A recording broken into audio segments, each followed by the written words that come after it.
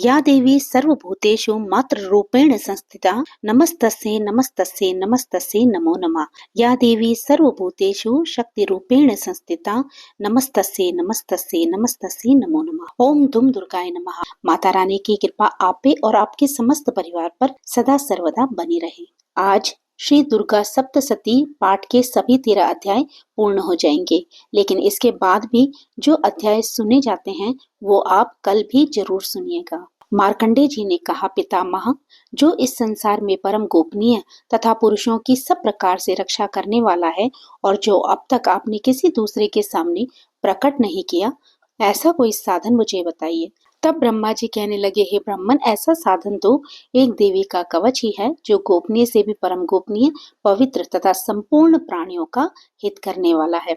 महामुनि, इसे श्रवण करो। देवी की 9 मूर्तियां हैं जिन्हें नवदुर्गा कहते हैं। उनके पृथक पृथक नाम बतलाए जाते हैं। प्रथम नाम शैलपुत्री है, दूसरी मूर्ति का नाम ब्रह्मचारिणी है, तीसरा स्वरूप चंद्रघंटा के नाम से प्रसिद्ध है, चौथी मूर्ति को कुष्मांडा कहते हैं, पांचवी दुर्गा का नाम स्कंद माता है, देवी के छठे रूप को कात्यायनी कहते हैं, सातवां कालरात्रि और आठवां स्वरूप महागौरी के नाम से प्रसिद्ध है, नवीं दुर्गा का नाम सिद्धिदात्री है। ये सब नाम सर्वज्ञ महात्मा वेद भगवान के द्वारा ही प्रतिपादित हुए हैं। जो मनुष्य अग्नि में जल रहा हो, रणभूमि में शत्रुओं से घिर गया हो, विषम संकट में फंस गया हो तथा इस प्रकार भय से आतुर होकर जो भगवती दुर्गा की शरण में प्राप्त हुए हों, उनका कभी कोई अमंगल नहीं होता। युद्ध के समय संकट में पड़ने पर भी उनके ऊपर कोई विपत्ति नहीं दिखाई देती। उन्हें शोक, दुख और भय की प्राप्ति नहीं होती। जिन्होंने भक्ति पूर्वक देवी का स्मरण किया है, उनका निश्चय ही अभ्युदय होता है। देवेश्वरी, जो तुम्हारा चिंतन करते हैं, उनकी तुम निसंदेह रक्षा करती हो। चामुंडा देवी प्रेत पर आरूढ़ होती है, वाराही भैंसे पर सवारी करती है, ऐन्द्री का वाहन ऐरावत हाथी है, वैष्णवी देवी गरुड़ पर आसन जमाती है, माहेश्वरी वृषभ पर आरूढ़ होती है, कुमारी का वाहन मयूर है, भगवान विष्णु की प्रियतमा लक्ष्मी देवी कमल के आसन पर विराजमान है और हाथों में कमल धारण किए है। वृषभ पर आरूढ़ ईश्वरी देवी ने श्वेत रूप धारण कर रखा है। ब्राह्मी देवी हंस पर बैठी हैं और सब प्रकार के आभूषणों से विभूषित हैं। इस प्रकार ये सभी माताएं सब प्रकार की योग शक्तियों से संपन्न हैं। इनके सिवा और भी बहुत सी देवियां हैं जो अनेक प्रकार के आभूषणों की शोभा से युक्त तथा नाना प्रकार के रत्नों से सुशोभित हैं। ये संपूर्ण देवियां क्रोध में भरी हुई हैं और भक्तों की रक्षा के लिए रथ पर बैठी दिखाई देती हैं। ये शंख, चक्र, गदा, शक्ति, हल और मूसल, खेटक और तोमर, परशु तथा पाश, कुंत और त्रिशूल एवं उत्तम सारंग, धनुष आदि अस्त्र शस्त्र अपने हाथों में धारण करती हैं। दैत्यों के शरीर का नाश करना, भक्तों को अभय दान देना और देवताओं का कल्याण करना, यही उनके शस्त्र धारण का उद्देश्य है। कवच आरंभ करने से पहले इस प्रकार प्रार्थना करनी चाहिए। महान रौद्र रूप, अत्यंत घोर पराक्रम, महान बल और महान उत्साह वाली देवी, तुम महान भय का नाश करने वाली हो। तुम्हें नमस्कार है। तुम्हारी ओर देखना भी कठिन है। शत्रुओं का भय बढ़ाने वाली जगदम्बिके, मेरी रक्षा करो। पूर्व दिशा में ऐन्द्री इंद्र शक्ति मेरी रक्षा करे। अग्निकोण में अग्नि शक्ति, दक्षिण दिशा में वाराही तथा नैऋत्य कोण में खड्ग धारिणी मेरी रक्षा करे। पश्चिम दिशा में वारुणी और वायव्य कोण में मृग पर सवारी करने वाली देवी मेरी रक्षा करे। उत्तर दिशा में कौमारी और ईशान कोण में शूल धारिणी देवी रक्षा करे। ब्रह्माणी, तुम ऊपर की ओर से मेरी रक्षा करो और वैष्णवी देवी नीचे की ओर से मेरी रक्षा करे। इसी प्रकार शव को अपना वाहन बनाने वाली चामुंडा देवी 10 दिशाओं से मेरी रक्षा करे। जया आगे से और विजया पीछे की ओर से मेरी रक्षा करे। वाम भाग में अजिता और दक्षिण भाग में अपराजिता रक्षा करे। उद्योतनी शिखा की रक्षा करे, उमा मेरे मस्तक पर विराजमान होकर रक्षा करे। ललाट में माला धरी रक्षा करे और यशस्विनी देवी मेरे भौहों का संरक्षण करे। भौहों के मध्य भाग में त्रिनेत्रा और नथनों की यमघंटा देवी रक्षा करे। दोनों नेत्रों के मध्य भाग में शंकिनी और कानों में द्वारवासिनी रक्षा करे। कालिका देवी कपोलों की तथा भगवती शांकरी कानों के मूल भाग की रक्षा करे। नासिका में सुगंधा और ऊपर के होंठ में चर्चिका देवी रक्षा करे। नीचे के होंठ में अमृत कला तथा जिह्वा में सरस्वती देवी रक्षा करे। कौमारी दांतों की और चंडिका कंठ प्रदेश की रक्षा करे। चित्र घंटा गले की घाटी की और महामाया तालों में रहकर रक्षा करे। कामाक्षी ठोड़ी की और सर्वमंगला मेरी वाणी की रक्षा करे। भद्रकाली ग्रीवा में और धनुर्धरी पृष्ठवंश में रहकर रक्षा करे। कंठ के बाहरी भाग में नीलग्रीवा और कंठ की नली में नलकोबरी रक्षा करे। दोनों कंधों में खड्गनी और मेरी दोनों भुजाओं की वज्रधारिणी रक्षा करे। दोनों हाथों में दंडनी और अंगुलियों में अंबिका देवी रक्षा करे। शूलेश्वरी नखों की रक्षा करे। कुलेश्वरी कुक्षी में रहकर रक्षा करे। महादेवी दोनों स्तनों की और शोक विनाशिनी देवी मन की रक्षा करे। ललिता देवी हृदय में और शूलधारिणी उदर में रहकर रक्षा करे। नाभि में कामिनी और गुह्य भाग की गुह्येश्वरी रक्षा करे। पूतना और कामिका लिंग की और महेशवाहिनी गुदा की रक्षा करे। भगवती कटि भाग में और विंध्यवासिनी घुटनों की रक्षा करे। संपूर्ण कामनाओं को देने वाली महाबला देवी दोनों पिंडलियों की रक्षा करे। नारसिंगी दोनों घुंटियों की और तेजसी देवी दोनों चरणों के पृष्ठ भाग की रक्षा करे। श्री देवी पैरों की अंगुलियों में और तलवासिनी पैरों के तलों में रहकर रक्षा करे। अपने दाढ़ों के कारण भयंकर दिखाई देने वाली दृष्टां कराली नखों की और ऊर्ध्वकेशिनी देवी केशों की रक्षा करे। रोमावलियों के छिद्रों में कोबेरी और त्वचा की वागेश्वरी देवी रक्षा करे। पार्वती देवी रक्त मज्जा वसा मांस हड्डी और मेद की रक्षा करे। आंतों की कालरात्रि और पित्त की मुकुटेश्वरी रक्षा करे। मूलाधार आदि कमल कोशों में पद्मावती देवी और कफ में चूड़ामणि देवी स्थित होकर रक्षा करे। नख के तेज की ज्वालामुखी रक्षा करे। जिसका किसी भी अस्त्र से भेदन नहीं हो सकता, वह अभेद्या देवी शरीर की समस्त संधियों में रहकर रक्षा करे। ब्रह्माणी आप मेरे वीर्य की रक्षा करें। छत्रेश्वरी छाया की तथा धर्मधारिणी देवी मेरे अहंकार मन और बुद्धि की रक्षा करे। हाथ में वज्र धारण करने वाली वज्र हस्ता देवी मेरे प्राण अपान व्यान उदान और समान वायु की रक्षा करे। कल्याण से शोभित होने वाली भगवती कल्याण शोभना मेरे प्राण की रक्षा करे। रस रूप गंध शब्द और स्पर्श इन विषयों का अनुभव करते समय योगिनी देवी रक्षा करे तथा सत्व गुण रजोगुण और तमोगुण की रक्षा सदा नारायणी देवी करे। वाराही आयु की रक्षा करे। वैष्णवी धर्म की रक्षा करे तथा चक्रिणी चक्र धारण करने वाली देवी यश कीर्ति लक्ष्मी धन तथा विद्या की रक्षा करे। इंद्राणी आप मेरे गोत्र की रक्षा करें। चंडिके तुम मेरे पशुओं की रक्षा करो। महालक्ष्मी पुत्रों की रक्षा करे और भैरवी पत्नी की रक्षा करे। मेरे पथ की सुपथा तथा मार्ग की क्षेमकरी रक्षा करे। राजा के दरबार में महालक्ष्मी रक्षा करे तथा सब और व्याप्त रहने वाली विजया देवी संपूर्ण भयों से मेरी रक्षा करे। देवी जो स्थान कवच में नहीं कहा गया है अतएव रक्षा से रहित है, वह सब तुम्हारे द्वारा सुरक्षित हो, क्योंकि तुम विजयशालिनी और पापनाशिनी हो। यदि अपने शरीर का भला चाहे तो मनुष्य बिना कवच के कहीं एक पग भी न जाए।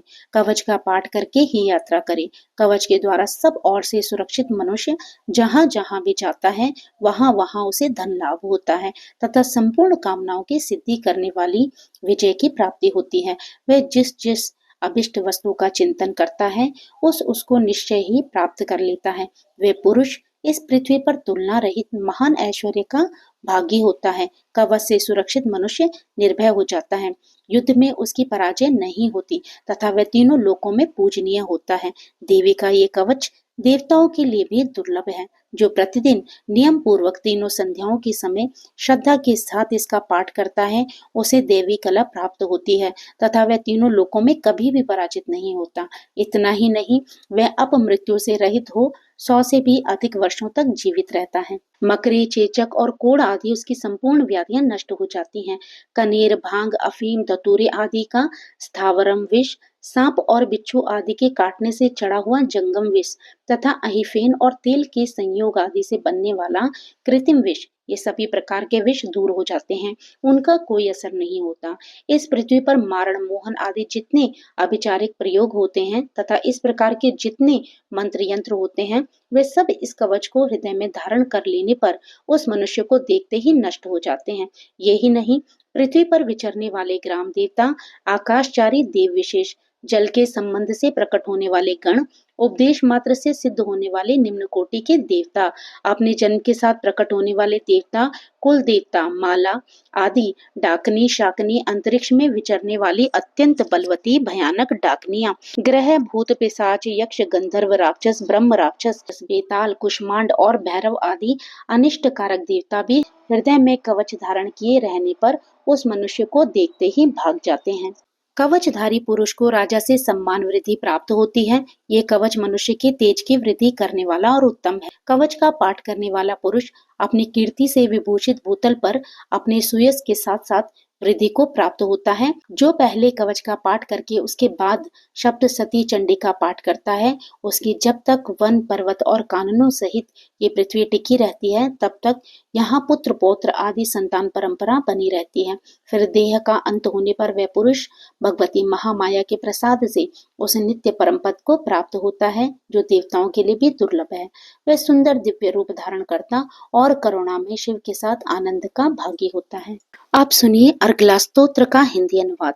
मार्कंडे जी कहते हैं, जयंती मंगला काली भद्र काली कपालिनी दुर्गा क्षमा शिवा धात्री स्वाहा और स्वधा, इन नामों से प्रसिद्ध जगदम्बिके तुम्हें मेरा नमस्कार हो।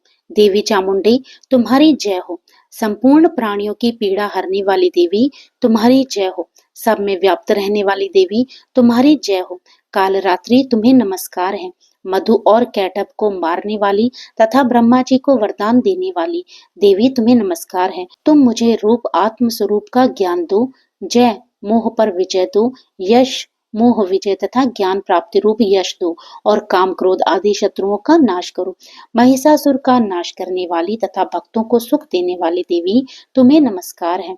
तुम रूप दो, जय दो, यश दो और काम क्रोध आदि शत्रुओं का नाश करो। रक्त बीज का वध और चंड मुंड का विनाश करने वाली देवी तुम रूप दो, जय दो, यश दो और काम क्रोध आदि शत्रुओं का नाश करो। शुंभ और निशुंभ तथा धूम्रलोचन का मर्दन करने वाली देवी तुम रूप दो, जय दो, यश दो और काम क्रोध आदि शत्रुओं का नाश करो। सबके द्वारा वंदित युगल चरणों वाली तथा संपूर्ण सौभाग्य प्रदान करने वाली देवी तुम रूप दो, जय दो, यश दो और काम क्रोध आदि शत्रुओं का नाश करो। देवी तुम्हारे रूप और चरित्र अचिंत्य है। तुम समस्त शत्रुओं का नाश करने वाली हो। रूप दो, जय दो, यश दो और काम क्रोध आदि शत्रुओं का नाश करो। पापों को दूर करने वाली चंडिके, जो भक्ति पूर्वक तुम्हारे चरणों में सर्वदा मस्तक झुकाते हैं, उन्हें रूप दो, जय दो, यश दो और उनके काम क्रोध आदि शत्रुओं का नाश करो। रोगों का नाश करने वाली चंडिके, जो भक्ति पूर्वक तुम्हारी स्तुति करते हैं, उन्हें रूप दो, जय दो, यश दो और उनके काम क्रोध आदि शत्रुओं का नाश करो। चंडिके, इस संसार में जो भक्ति पूर्वक तुम्हारी पूजा करते हैं, उन्हें रूप दो, जय दो, यश दो और उनके काम क्रोध आदि शत्रुओं का नाश करो। मुझे सौभाग्य और आरोग्य दो, परम सुख दो। रूप दो, जय दो, यश दो और मेरे काम क्रोध आदि शत्रुओं का नाश करो। जो मुझसे द्वेष रखते हो, उनका नाश और मेरे बल की वृद्धि करो। रूप दो, जय दो, यश दो और मेरे काम क्रोध आदि शत्रुओं का नाश करो। देवी मेरा कल्याण करो, मुझे उत्तम संपत्ति प्रदान करो। रूप दो, जय दो, यश दो और काम क्रोध आदि शत्रुओं का नाश करो। अंबिके, देवता और असुर दोनों ही अपने माथे के मुकुट की मणियों को तुम्हारे चरणों पर घिसते रहते हैं। तुम रूप दो, जय दो, यश दो और काम क्रोध आदि शत्रुओं का नाश करो। तुम अपने भक्त जन को विद्वान, यशस्वी और लक्ष्मीवान बनाओ तथा रूप दो, जय दो, यश दो और उसके काम क्रोध आदि शत्रुओं का नाश करो। प्रचंड दैत्यों के दर्प का दलन करने वाली चंडिके, मुझ शरणागत को रूप दो, जय दो, यश दो और मेरे काम क्रोध आदि शत्रुओं का नाश करो। चतुर्मुख ब्रह्मा जी के द्वारा प्रशंसित चार भुजा धारणी परमेश्वरी, रूप दो, जय दो, यश दो और काम क्रोध आदि शत्रुओं का नाश करो। देवी अंबिके, भगवान विष्णु नित्य निरंतर भक्ति पूर्वक तुम्हारी स्तुति करते रहते हैं। तुम रूप दो, जय दो, यश दो और काम क्रोध आदि शत्रुओं का नाश करो। हिमालय कन्या पार्वती के पति महादेव जी के द्वारा प्रशंसित होने वाली परमेश्वरी, तुम रूप दो, जय दो, यश दो और काम क्रोध आदि शत्रुओं का नाश करो। सचपति इंद्र के द्वारा सद्भाव से पूजित होने वाली परमेश्वरी, तुम रूप दो, जय दो, यश दो और काम क्रोध आदि शत्रुओं का नाश करो। प्रचंड भुज दंडों वाले दैत्यों का घमंड चूर करने वाली देवी, तुम रूप दो, जय दो, यश दो और काम क्रोध आदि शत्रुओं का नाश करो। देवी अंबिके, तुम अपने भक्तजनों को सदा असीम आनंद प्रदान करती रहती हो। मुझे रूप दो, जय दो, यश दो और मेरे काम क्रोध आदि शत्रुओं का नाश करो। मन की इच्छा के अनुसार चलने वाली मनोहर पत्नी प्रदान करो, जो दुर्गम संसार सागर से तारने वाली तथा उत्तम कुल में उत्पन्न हुई हो। जो मनुष्य इस स्तोत्र का पाठ करके सप्तसती रूपी महास्तोत्र का पाठ करता है, वह सप्तसती की जप संख्या से मिलने वाले श्रेष्ठ फल को प्राप्त होता है। साथ ही वह प्रचुर संपत्ति भी प्राप्त कर लेता है। आप सुनिए कीलक स्तोत्र। मार्कंडे जी कहते हैं, विशुद्ध ज्ञान ही जिनका शरीर है, तीनों वेद ही जिनके तीन दिव्य नेत्र हैं, जो कल्याण प्राप्ति के हेतु हैं तथा अपने मस्तक पर अर्धचंद्र का मुकुट धारण करते हैं, उन भगवान शिव को नमस्कार है। मंत्रों का जो अभिकीलक है, अर्थात मंत्रों की सिद्धि में विघ्न उपस्थित करने वाले शाप रूपी कीलक का जो निवारण करने वाला है, उस सप्तसती स्तोत्र को संपूर्ण रूप से जानना चाहिए और जानकर उसकी उपासना करनी चाहिए। यद्यपि सप्तसती के अतिरिक्त अन्य मंत्रों के जप में भी जो निरंतर लगा रहता है, वह भी कल्याण का भागी होता है। उसके भी उच्चाटन आदि कर्म सिद्ध होते हैं तथा उसे भी समस्त दुर्लभ वस्तुओं की प्राप्ति हो जाती है। तथापि जो अन्य मंत्रों का जप न करके केवल इस सप्तसती नामक स्तोत्र से ही देवी की स्तुति करते हैं, उन्हें स्तुति मात्र से ही सच्चिदानंद स्वरूपिणी देवी सिद्ध हो जाती है। उन्हें अपने कार्य की सिद्धि के लिए मंत्र, औषधि तथा अन्य किसी साधन के उपयोग की आवश्यकता नहीं रहती। बिना जप के ही उनके उच्चाटन आदि समस्त अभिचारिक कर्म सिद्ध हो जाते हैं। इतना ही नहीं, उनकी संपूर्ण अभिष्ट वस्तुएं भी सिद्ध होती हैं। लोगों के मन में ये शंका थी, जब केवल सप्तसती की उपासना से अथवा सप्तसती को छोड़कर अन्य मंत्रों की उपासना से भी समान रूप से सब कार्य सिद्ध होते हैं, तब इनमें श्रेष्ठ कौन सा साधन है? लोगों की इस शंका को सामने रखकर भगवान शंकर ने अपने पास आए हुए जिज्ञासुओं को समझाया कि ये सप्तसती नामक संपूर्ण स्तोत्र ही सर्वश्रेष्ठ एवं कल्याण में है। तदंतर भगवती चंडिका की सप्तसती नामक स्तोत्र को महादेव जी ने गुप्त कर दिया। सप्तसती के पाठ से जो पुण्य प्राप्त होता है, उसकी कभी समाप्ति नहीं होती, किंतु अन्य मंत्रों के जपजन्य पुण्य की समाप्ति हो जाती है। अतः भगवान शिव ने अन्य मंत्रों की अपेक्षा जो सप्तसती की ही श्रेष्ठता का निर्णय किया, उसे यथार्थ ही जानना चाहिए। अन्य मंत्रों का जप करने वाला पुरुष भी यदि सप्तसती के स्तोत्र और जप का अनुष्ठान कर ले, तो वह भी पूर्ण रूप से ही कल्याण का भागी होता है। इसमें तनिक भी संदेह नहीं। जो साधक कृष्ण पक्ष की चतुर्दशी अथवा अष्टमी को एकाग्रचित होकर भगवती की सेवा में अपना सर्वस्व समर्पित कर देता है और फिर उसे प्रसाद रूप से ग्रहण करता है, उसी पर भगवती प्रसन्न होती हैं। अन्यथा उनकी प्रसन्नता नहीं प्राप्त होती। इस प्रकार सिद्धि के प्रतिबंधक रूप कील के द्वारा महादेव जी ने इस स्तोत्र को कीलित कर रखा है। जो पूर्वोक्त रीति से निष्कीलन करके इस सप्तसती स्तोत्र का प्रतिदिन स्पष्ट उच्चारण पूर्वक पाठ करता है, वह मनुष्य सिद्ध हो जाता है। वही देवी का पार्षद होता है और वही गंधर्व भी होता है। सर्वत्र विचरते रहने पर भी इस संसार में उसे कहीं भी भय नहीं होता। वह अपमृत्यु के वश में नहीं पड़ता तथा देह त्यागने के अनंतर मोक्ष प्राप्त कर लेता है। अतः कीलन को जानकर उसका परिहार करके ही सप्तसती पाठ आरंभ करें। इसलिए कीलक और निष्कीलन का ज्ञान प्राप्त करने पर ही यह स्तोत्र निर्दोष होता है और विद्वान पुरुष इस निर्दोष स्तोत्र का ही पाठ आरंभ करते हैं। स्त्रियों में जो कुछ भी सौभाग्य आदि दृष्टिगोचर होता है, वह सब देवी के प्रसाद का ही फल है। अतः इस कल्याण में स्तोत्र का सदा जप करना चाहिए। इस स्तोत्र का मंद स्वर से पाठ करने पर स्वल्प फल की प्राप्ति होती है और उच्च स्वर से पाठ करने पर पूर्ण फल की सिद्धि होती है। अतः उच्च स्वर से ही इसका पाठ आरंभ करना चाहिए। जिनके प्रसाद से ऐश्वर्य, सौभाग्य, आरोग्य, संपत्ति, शत्रुनाश तथा परम मोक्ष की सिद्धि होती है, उन कल्याणमयी जगदम्बा की स्तुति मनुष्य क्यों नहीं करते। अतः उन्हें जगदम्बा की स्तुति अवश्य ही करनी चाहिए। चलिए अब हम सुनेंगे 12वां अध्याय। सबसे पहले माता का ध्यान करेंगे। मैं 3 नेत्रों वाली दुर्गा देवी का ध्यान करती हूँ। उनके श्री अंगों की प्रभा बिजली के समान है। वह सिंह के कंधे पर बैठी हुई भयंकर प्रतीत होती हैं। हाथों में तलवार और ढाल लिए अनेक कन्याएं उनकी सेवा में खड़ी हैं। वे अपने हाथों में चक्र, गदा, तलवार, ढाल, बाण, धनुष, पाश और तर्जनी मुद्रा धारण किए हुए हैं। उनका स्वरूप अग्निमय है तथा वे माथे पर चंद्रमा का मुकुट धारण करती हैं। देवी बोली, देवताओं, जो एकाग्रचित होकर प्रतिदिन इन स्तुतियों से मेरा स्तवन करेगा, उसकी सारी बाधा मैं निश्चय ही दूर कर दूंगी। जो मधुकैटभ का नाश, महिषासुर का वध तथा शुंभ निशुंभ के संहार के प्रसंग का पाठ करेंगे तथा अष्टमी, चतुर्दशी और नवमी को भी जो एकाग्रचित हो भक्ति पूर्वक मेरे उत्तम महात्म्य का श्रवण करेंगे, उन्हें कोई पाप नहीं छू सकेगा। उन पर पाप जनित आपत्तियां भी नहीं आएंगी। उनके घर में कभी दरिद्रता नहीं होगी तथा उनको कभी प्रेमी जनों के विचोह का कष्ट भी नहीं भोगना पड़ेगा। इतना ही नहीं, उन्हें शत्रु से, लुटेरों से, राजा से, शस्त्र से, अग्नि से तथा जल की राशि से भी कभी भय नहीं होगा। इसलिए सबको एकाग्रचित होकर भक्ति पूर्वक मेरे इस महात्म्य को सदा पढ़ना और सुनना चाहिए। ये परम कल्याण कारक है। मेरा महात्म्य महामारी जनित समस्त उपद्रवों तथा आध्यात्मिक आदि तीनों प्रकार के उत्पातों को शांत करने वाला है। मेरे जिस मंदिर में प्रतिदिन विधि पूर्वक मेरे इस महात्म्य का पाठ किया जाता है, उस स्थान को मैं कभी नहीं छोड़ती। वहां सदा ही मेरा सानिध्य बना रहता है। बलिदान, पूजा, होम तथा महोत्सव के अवसरों पर मेरे इस चरित्र का पूरा पूरा पाठ और श्रवण करना चाहिए।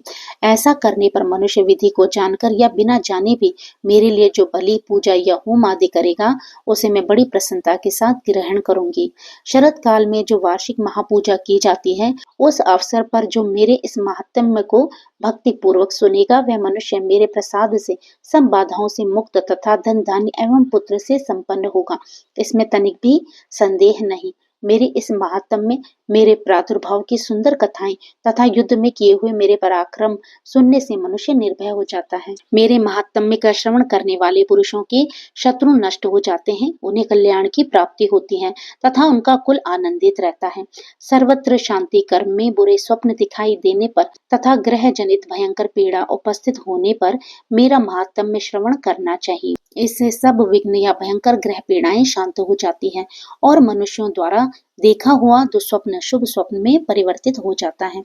बाल ग्रहों से आक्रांत हुए बालकों के लिए ये महात्म्य शांति कारक है तथा मनुष्यों के संगठन में फूट होने पर यह अच्छी प्रकार मित्रता कराने वाला है। ये महात्म्य समस्त दुराचारियों के बल का नाश करने वाला है। इसके पाठ मात्र से राक्षसों, भूतों और पिशाचों का नाश हो जाता है। मेरा ये सब महात्म्य मेरे सामीप्य की प्राप्ति कराने वाला है। पशु, पुष्प, अर्घ, धूप, दीप, गंध आदि उत्तम सामग्रियों द्वारा पूजन करने से, ब्राह्मणों को भोजन कराने से, होम करने से, प्रतिदिन अभिषेक करने से, नाना प्रकार के अन्य भोगों को अर्पण करने से तथा दान देने आदि से 1 वर्ष तक जो मेरी आराधना की जाती है और उससे मुझे जितनी प्रसन्नता होती है, उतनी प्रसन्नता मेरे इस उत्तम चरित्र का एक बार श्रवण करने मात्र से हो जाती है। यह महात्म्य श्रवण करने पर पापों को हर लेता है और आरोग्य प्रदान करता है। मेरे प्रादुर्भाव का कीर्तन समस्त भूतों से रक्षा करता है तथा मेरा युद्ध विषयक चरित्र दुष्ट दैत्यों का संहार करने वाला है। इसके श्रवण करने पर मनुष्यों को शत्रु का भय नहीं रहता।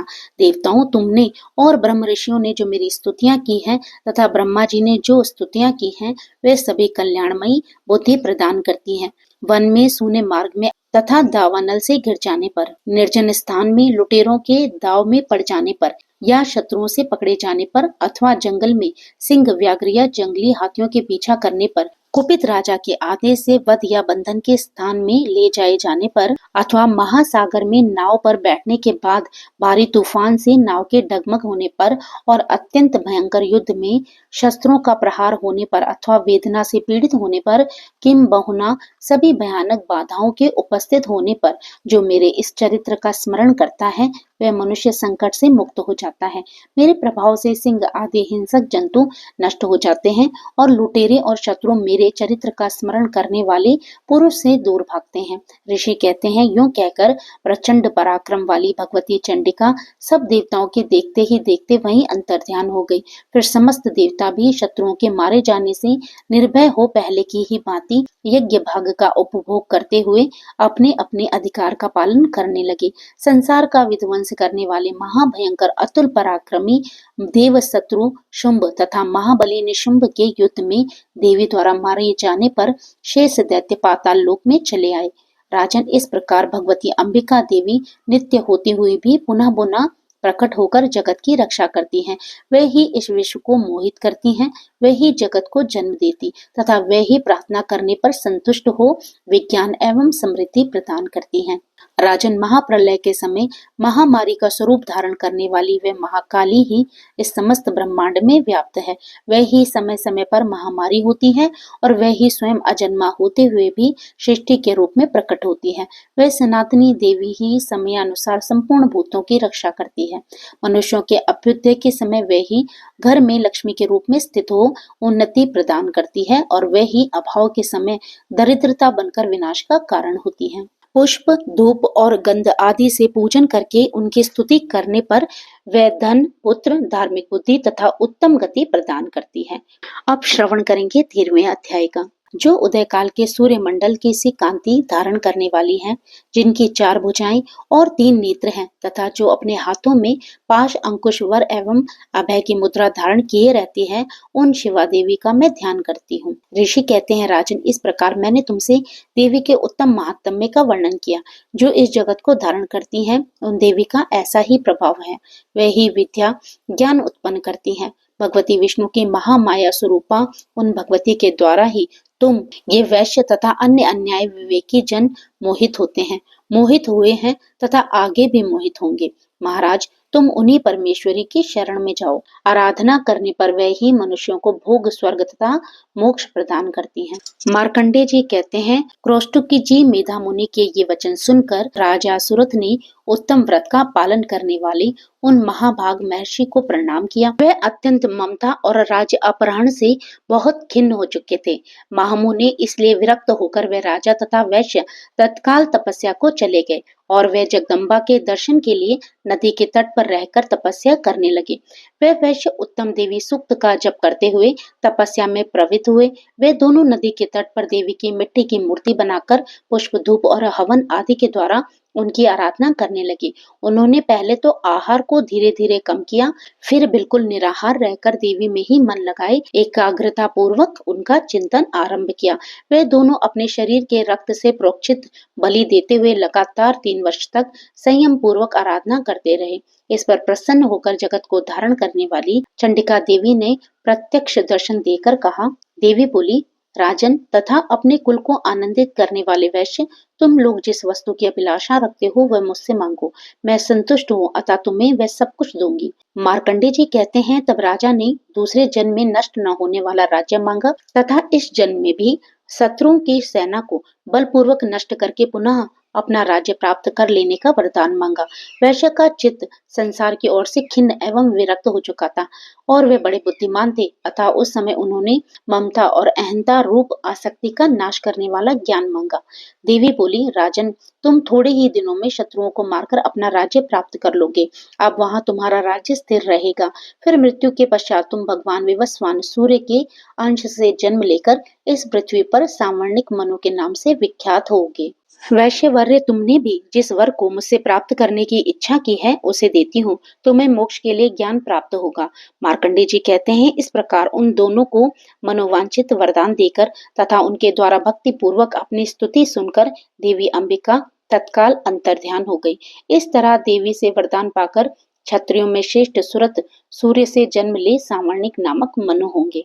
ऋग्वेदोक्त देवी सूक्तम पाठ। देवी भगवती बोली, मैं रुद्र, वसु, आदित्य और विश्वदेव रूप से सर्वत्र विचरती हूँ। मित्र, वरुण, इंद्र, अग्नि और अश्विन कुमारों को भी मैंने ही धारण कर रखा है। सोम, याग, विश्वकर्मा, सूर्य और ईश्वर नाम के देव मैंने ही धारण कर रखे हैं। जो देवताओं के उद्देश्य से प्रचुर हवि युक्त तथा सोम याग आदि का अनुष्ठान करते हैं, उन यजमानों का फल मुझ में विद्यमान है। इस ब्रह्मांड की अधिष्ठात्री तथा पार्थिव और अपार्थिव देने वाली मैं ही हूँ। ब्रह्म साक्षात समित ज्ञान रूपा मैं हूँ। ये ज्ञान ही सब उपासनाओं का मूल है। मैं ही अंत्यज जीवों में प्रविष्ट हूँ। देवता इस प्रकार अनेक भावों से मेरी उपासना करते हैं। जीव जो अन्न आदि खाद्य द्रव्य भक्षण करता है, देखता है, वह प्राण धारण करता है तथा सुनता है, ये सब क्रियाएं मेरे द्वारा ही सिद्ध होती हैं। जो मुझको इस दृष्टि से नहीं देख सकते, वह नाश को प्राप्त होते हैं। हे सौम्य, तुमसे जो तत्व कहे हैं उन्हें श्रद्धा पूर्वक सुनो। मैं ये उपदेश स्वयं दे रही हूँ। देवता और मनुष्यों द्वारा यही सेवित है। मैं जिसे चाहती उसे उच्च पद प्रदान करती हूँ, ब्रह्म बनाती हूँ तथा ऋषि और सर्व ज्ञान संपन्न सुमेधा बनाती हूँ। रुद्र के लिए धनुष खींचती हूँ। इस प्रकार मैं सर्वत्र व्याप्त हूँ। मेरी आत्मा ने जगत पिता को उत्पन्न किया है। इसके ऊपरी भाग में आनंद में कोश के अंदर, विज्ञान में कोश में मेरा कारण अवस्थित है। मैं समस्त भवनों में प्रविष्ट होकर रहती हूँ। स्वर्ग लोक में मेरे शरीर से स्पष्ट है। मैं जल वायु की भांति प्रथित होती हूँ, तभी ये सारी सृष्टि आरंभ होती है। इस स्वर्ग तथा मृत्यु लोक के परे मैं भी वर्तमान हूँ। यही तो मेरी महिमा है। श्री ऋग्वेदोक्त देवी सूक्तम संपूर्णम। माँ दुर्गा से क्षमा प्रार्थना। हे परमेश्वरी, मेरे द्वारा रात दिन सहस्त्रों अपराध होते रहते हैं। अपनी भक्त समझकर मेरे उन अपराधों को आप कृपा पूर्वक क्षमा करो। हे परमेश्वरी, मैं आवाहन करना नहीं जानती, विसर्जन करना नहीं जानती तथा पूजा करने का ढंग भी नहीं जानती, मुझे क्षमा करो। हे देवी, हे सुरेश्वरी, मैंने जो मंत्रहीन, क्रियाहीन और भक्तिहीन पूजन किया है, वह सब आपकी कृपा से पूर्ण हो। सैकड़ों अपराध करके भी जो आपके शरण में जा जगदम्ब कहकर पुकारता है, उसे वही गति प्राप्त होती है जो ब्रह्मादि देवताओं के लिए भी सुलभ नहीं है। हे जगदम्बिके, मैं अपराधी हूँ, किंतु तुम्हारी शरण में आई हूँ। इस समय दया की पात्र हूँ। आप जैसा चाहो वैसा करो। देवी परमेश्वरी, अज्ञान से, भूल से अथवा बुद्धि भ्रांत होने के कारण मैंने जो कुछ भी न्यूनता या अधिकता कर दी हो, वह सब क्षमा करो और मुझ पर प्रसन्न हो। ओम दुम दुर्गाय नमः। तो भक्तों, यहाँ पर दुर्गा सप्तशती के सभी अध्याय पूर्ण हुए। वीडियो में यहाँ तक बने रहने के लिए आपका दिल से धन्यवाद। माता रानी की कृपा आपके परिवार पर सदा सर्वदा बनी रहे।